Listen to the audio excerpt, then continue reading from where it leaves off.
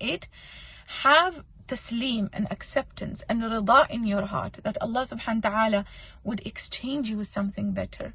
Allah subhanahu wa ta'ala has greater plans, has better plans for you. So these are the things we have to be very careful, and these are the dangers of doing dua without realizing. This is why I say, or this is why we say in this challenge, when you do dua, do it calmly, do it with sakina, do it with peace, do it with understanding, with honest and clear thoughts and feelings. Do not exaggerate in your dua against somebody, because that will harm you at the end. Also,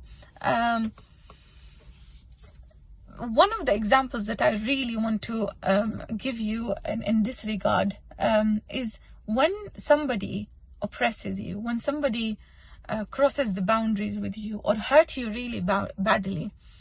Ask Allah subhanahu wa ta'ala to give you back your rights. Ask Allah subhanahu wa ta'ala for justice. Ask Allah and say, Allahumma rudda ilayya haqqi. Example is, oh Allah, give me back my right and deal with this matter with justice. That's the dua, the best dua. Better than, oh Allah, take my revenge. Oh Allah, perish them. Oh Allah, kill them. And this takes me to another point. The du'as that we do, because one person from a specific country hurt me, I would do dua against the whole country.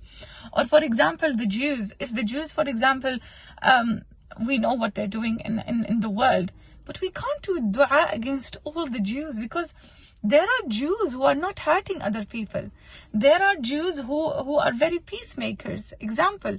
So don't generalize your dua against a country or against a nation or against a religion or against a group of people just because they are different to you. This is something we have to understand in when it comes to the dua.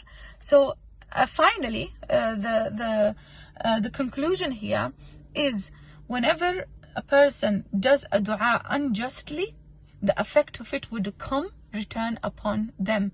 It's just like a spiritual karma, basically.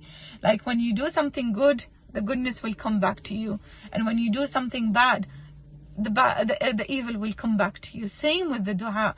What you utter should be done very carefully. What you say, what you speak should be very carefully. Okay.